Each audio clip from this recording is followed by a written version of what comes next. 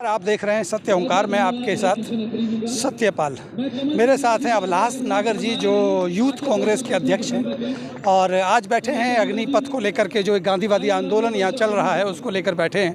उनसे जानेंगे अग्निपथ का युवाओं का विरोध है और एक एज ए युवा अभिलाष नागर क्या सोचते हैं। सर, आपका बहुत बहुत स्वागत है। सर, सबसे पहले तो मैं आपका धन्यवाद करता हूँ कि आप भी हमारे साथ इस गर्मी में अपना टाइम दे रहे हैं। जैसा कि देश में सबको पता ही है कि ये जो अग्निवीर की हालात चल रहे हैं, आप देखेंगे जगह जगह युवाओं प्रदर्शन कर रहे हैं। युवाओं में बहुत भारी रोष है।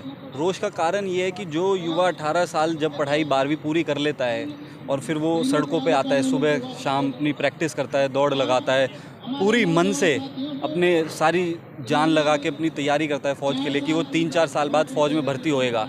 और अब उसको क्या मिल रहा है? 3-4 साल जितनी भी मेहनत करेगा, किस्मत की बात है, किसी की साल भर में हो जाती है, किसी की 3 साल में, किसी की 4 साल में। मान लो किसी को 4 साल लगते हैं, तो क्या वो सिर्फ 4 साल नौकरी करेगा? क्या ये सरकार की नीति ठीक है? जो अपने घर को चलाना चाहता है, जो अपने घर को पालना चाहता है, जो पूरे दिन रात मेहनत कर रहा है, जो अपने घर से दूर रहेगा, उसको सिर्फ तुम 4 साल की नौकरी दे के ये बोल दो कि उसके बाद तुम रिटायरमेंट ले लो। और उसके बाद उसके लिए क्या ऑप्शन है?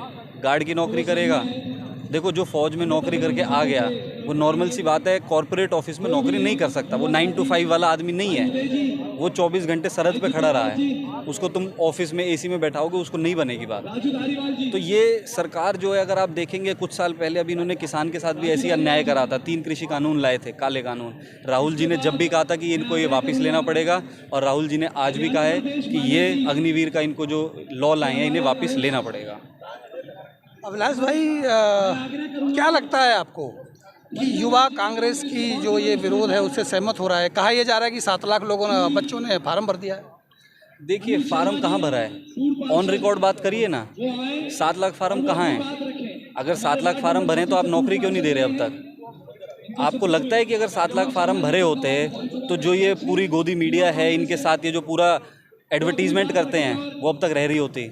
आपको लगता है ये गलत प्रचार किया जा रहा है? बिल्कुल गलत प्रचार करा जा रहा है, झूठा प्रचार करा जा रहा है। जैसे इन्होंने जुमला फेंका था कि हम 15 लाख रुपए देंगे, ऐसे ये एक जुमला है कि 7 लाख लोगों ने आमंत्रण करा है। कहाँ करा है? हमें तो दिख नहीं रहा। एज ए यूथ एक आपसे जानना चाहूँगा कि ये रिटायरमेंट है या बेरोजगारी है? बेरोजगारी है। सीधा सीधा गरीब की पेट पे लात मार रहे हैं। रिटायरमेंट से क्या समझते हैं? कह रहे 4 साल बाद रिटायर हो जाएगा। आदमी कैसे रिटायर हो सकता है? 4 साल में क्या सुविधा मिलेंगी उसे रिटायर होने की? जो अगर आपको पता हो, जो पहले फ़ौज में रहते थे, उनका एक मिनिमम टाइम रहता था वीआरएस लेने के लिए भी। अब ये 4 साल में वीआरएस दे रहे हैं। क्या है वीआरएस? ना उनको पेंशन मिलेगी, ना उनका घर चलेगा, तो क्या करेगा युवा? अगर सुधारीकरण की कोई बात करें तो अभिलाष नागर क्या सोचते हैं, क्या सुधार होना चाहिए? अगर इसको सबसे पहले तो अगर हम सुधारीकरण की बात करें तो सबसे पहले तो इन्हें टाइम पीरियड बढ़ाना चाहिए। क्योंकि आप समझिए उस बात को, जो युवा दिन रात मेहनत कर रहा है, अपने टाइम दे रहा है इस चीज़ को, वो 4 साल की नौकरी के लिए थोड़ी दे रहा है। आपकी अगर हम बात करें, अगर आप इस प्रेस वार्ता के थ्रू जा रहे हैं, अगर आप इसमें मेहनत कर रहे हैं, तो आप भी की तो कुछ एक्सपेक्टेशन होंगी ना इससे। हमारी भी कुछ एक्सपेक्टेशन होती है हर चीज़ से। तो आप 4 साल में कैसे किसी चीज़ से संतुष्ट हो सकते हो? 4 साल में हो सकता है उसे खाली एक जगह ही पोस्टिंग मिले, एक जगह से पोस्टिंग में उसको प्रमोशन नहीं मिलेगी। अगर उसे प्रमोशन नहीं मिलेगी तो उसे हाई रैंक में कैसे जाएगा? ये 1 रैंक 1 पेंशन की बात करते थे सरकार में आने से पहले। आज राहुल जी ने भी कहा ये 9 रैंक और 9 पेंशन पे आ गए हैं। ऐसे कैसे काम बनेगा? इसके पीछे सरकार की क्या मानसिकता हो सकती है? पैसा बचाना या क्या आप उसे समझते हैं? क्या मानसिकता सरकार की हो सकती है? फौज से रिलेटेड अगर पैसों के रिलेटेड बात करें तो वो गलत है। अगर सरकार ऐसा सोचती है, क्योंकि जो हमें लग रहा है वो सोच रही है, आपके सामने बजट, आर्मी का बजट हमारा कम हो रहा है हर साल। ऐसा क्यों है? पैसा कहाँ जा रहे हैं बचा के? या तो ये अपने जेबों में डाल रहे हैं। ये कांग्रेस को बदनाम करते थे, आज आप देखो ना, सारी सरकारी संपत्ति बेच रहे हैं, किराए पे दे रहे हैं। ऐसे थोड़ी होता है। कांग्रेस संपत्ति बना रही थी, ये संपत्ति बेच रहे हैं। सही कहते हैं कि 60 साल में आज तक ऐसा कुछ नहीं हुआ। बट सरकार ये कहती है कि सेना को युवा करना है, इसलिए नए यूथ जाएगा, 17 साल 20 साल का बच्चा जाएगा जिसमें बहुत जोश होता है, वो रहेगा तो सेना जवान हो जाएगी। हमारी सेना 35 साल की है और बाहर के देशों की सेना जवान है, तो वो जवान बनाना चाहती है, तो इसमें बुराई क्या है? नहीं, ये किसने कहा कि हमारी सेना बूढ़ी है? 35 साल को वो ज़्यादा मानते हैं दूसरे देशों में। सरकार की गलत टिप्पणी है ना हमारी सरकार के। सरकार गलत टिप्पणी कर रही है हमारे युवाओं के लिए। ये अपने आप को तो युवा बताते हैं, जो 60 साल के हैं, 70 साल के। 35 साल का युवा बूढ़ा है? ऐसे कैसे? आप देखोगे इनके बोर्डों पे लगा होता है युवा नेता भाजपा, युवा नेता कांग्रेस। अगर हम अपनी भी बात करें तो अगर ये 40 साल, 45 साल, 50 साल को अपने आप को युवा बता सकते हैं, तो तो फौज में रहता हुआ आदमी 35 साल का कैसे बूढ़ा हो सकता है? जो दिन रात मेहनत कर रहा है, वर्जिश करता है, दौड़ लगाता है, वो 35 साल में कैसे बूढ़ा हो सकता है? क्या इसके दुष्परिणाम देख रहे हैं आप आने वाले समय में, अगर ये चल सामने है, आप प्रदर्शन देख रहे हैं, युवाओं का आक्रोश देख रहे हैं, युवा सड़कें पे आ रखे हैं आज की डेट में। इससे ज़्यादा आक्रोश क्या देखेंगे? इससे ज़्यादा इस दुनिया का क्या हो सकता है?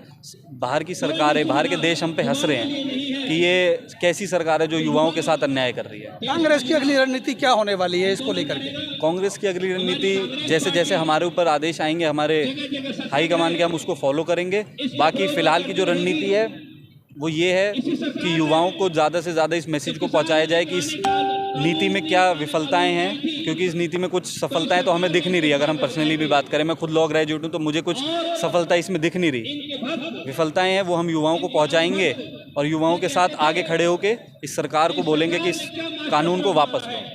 अभिलाष नागर से एक पर्सनल सवाल है कि नगर निगम के चुनाव होने, चर्चाओं का बाजार गर्म होने लगा है कि अभिलाष नागर नगर निगम मेयर की तैयारी तो नहीं कर रहे हैं?